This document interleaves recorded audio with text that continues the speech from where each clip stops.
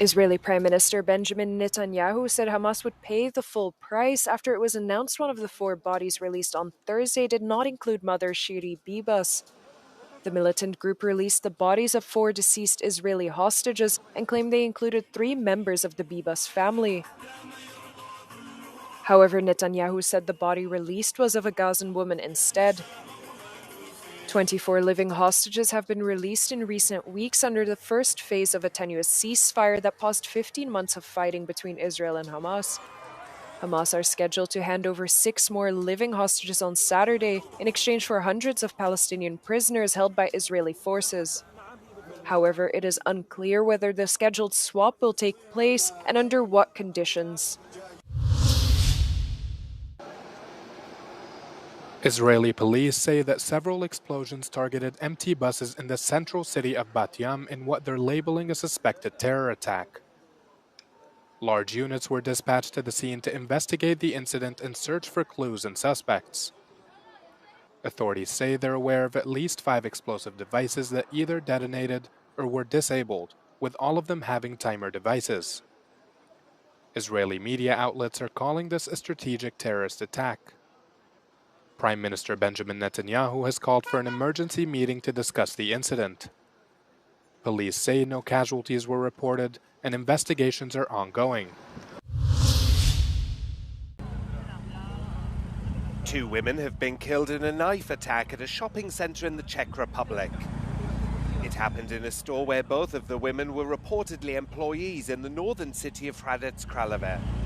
Police say a 16-year-old youth has been detained in connection with the stabbings. Podezřelého muže jsme zastihli přibližně po 10 minutách necelý kilometr od místa činu. Zadržela ho na místě zásahová jednotka. Reports initially said the victims had been injured, but police later said both had died. Neither of the women have been identified.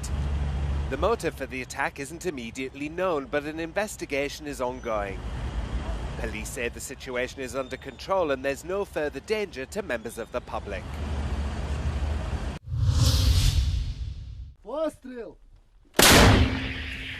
With hundreds of thousands of dead or wounded and no end in sight, war has been raging on for nearly 3 years in Ukraine. But the successes and mistakes of both Ukraine and Russia are a lesson for the French army. This high-intensity conflict foreshadows the war of tomorrow due to the many technological and tactical innovations. It's even pushed the French army to go as far as to create its own special defense innovation unit. Ce qui est important pour nous, c'est finalement l'innovation et la capacité d'adaptation qu'on a constatée au cours de ce conflit, qui pour nous en fait mobilise vraiment notre énergie en préparation. One key takeaway this year, the hidden electronic warfare battle that's reshaping the Ukraine war. This has forced French military leaders to consider where there are gaps in their own capabilities. Si vous êtes plus capable d'utiliser votre téléphone portable parce qu'il n'est plus capable d'aller se relier à une borne, c'est quand même un petit peu compliqué. Voilà, donc dans le champ militaire, que ce soit pour les communications, que ce soit pour les systèmes de guidage à base de GPS, donc ce qui fait partie de notre quotidien, que ce soit pour les systèmes d'échange d'avions entre eux, ou voire même le guidage d'un drone avec son pilote, tout ça exploite le champ électromagnétique.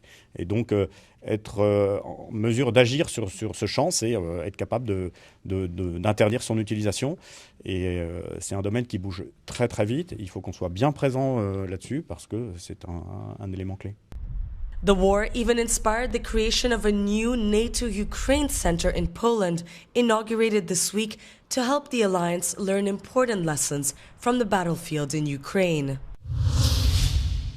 The office of President of the United States. And will to the preserve, protect, and defend the Constitution of the United States. Barely a month after the inauguration of Donald Trump as President of the United States, transatlantic relations are on the rocks. Trade has been one of the main areas of concern, as Trump has threatened to impose heavy tariffs on imported European goods. On trade, I have decided for purposes of fairness that I will charge a reciprocal tariff, meaning whatever countries charge the United States of America, we will charge them. Unjustified tariffs on the European Union will not go unanswered. And let me speak plainly. We are one of the world's largest markets.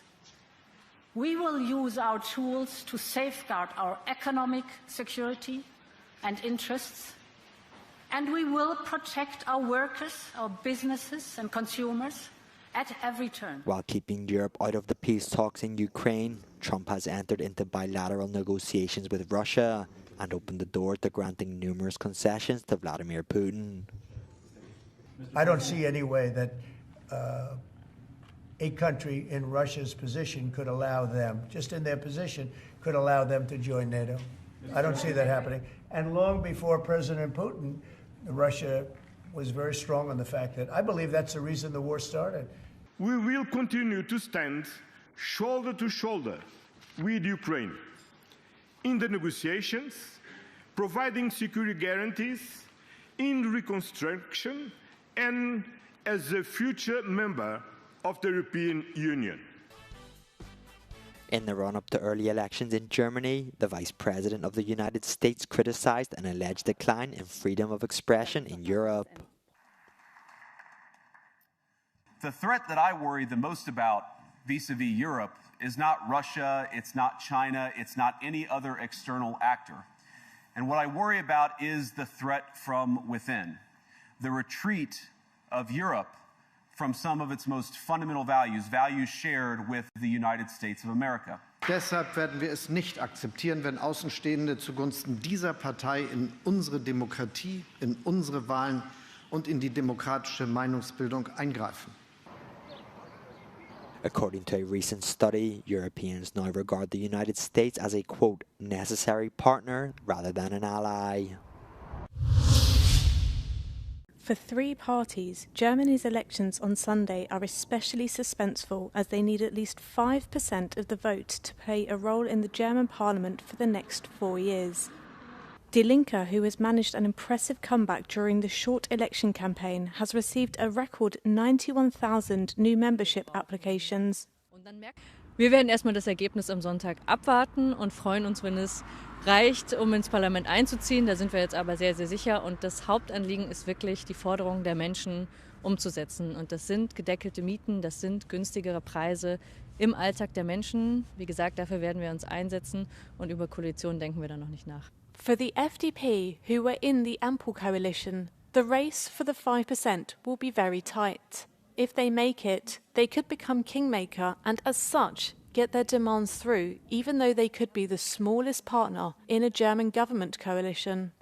Also man kandidiert bei Wahlen, um gestalten zu können. Deswegen müssen wir in der Tat oder versuchen wir in eine Regierungsverantwortung zu kommen. Das geht nach unserer Meinung am besten, um unsere Ziele sowohl im Bereich Ordnungswirtschaftspolitik als auch im Bereich Migration umzusetzen mit der CDU zusammen. Wenn es für ein Zweierbündnis nicht reicht, dann wäre eine sogenannte Deutschlandkoalition mit der SPD als dritten Partner wünschenswert. Wir haben ausgeschlossen, mit den Grünen oder der AfD zu koalieren. BSV, who splintered off from Die Linke last year, received a historic 6.2% of the vote in last year's European elections and is hoping to repeat their success. But the existence of the party is riding on these elections. Das BSW ist eine sehr junge Partei.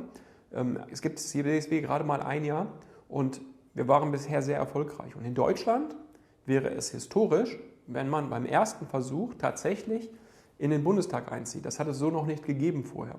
Und sollte es also jetzt nicht funktionieren, wäre das in der Tat sehr schade und natürlich auch etwas, was wir nicht unbedingt einfach verknappen können. Liv Stroud in Berlin for Euronews. One day before the third anniversary of Russia's full-scale invasion of Ukraine, Germany will head to the polls. Yet throughout the election campaign, support for Ukraine has not appeared to be a top priority for the leading candidates and their parties. Former Ukrainian Foreign Minister Dmytro Kuleba explained why he believes the war has played such a minor role in the election campaign. You don't believe that this is going to happen to you? Because look around, walk the streets of Berlin, everything is so nice. You forgot that all of this can be gone. And you don't want to think that this is something that may come to your home. As we never could imagine that anything like this would be happening in our country. Kuleba issued a stark warning about Russian President Putin's ambitions, questioning whether Germany and the West have truly learned from history. Putin will test NATO if Ukraine falls. I'm not saying this as a Ukrainian who maybe, people may say, of course, he's trying to pull us into the war, he's trying to scare us. No, we will manage it. You failed to manage Putin for 20 years, and he knows that. And his only goal will be to destroy Ukraine and destroy the West, because this is his ambition, this is how he wants to go down in history. You don't want to believe us, as you never wanted to believe us before 2022. Well, what can I say? History repeats itself, and when European politicians solemnly declare never again on each and every anniversary of the First and Second World War, they are lying, because history repeats itself again and again. The coming German elections are crucial not only for the EU but also for Ukraine.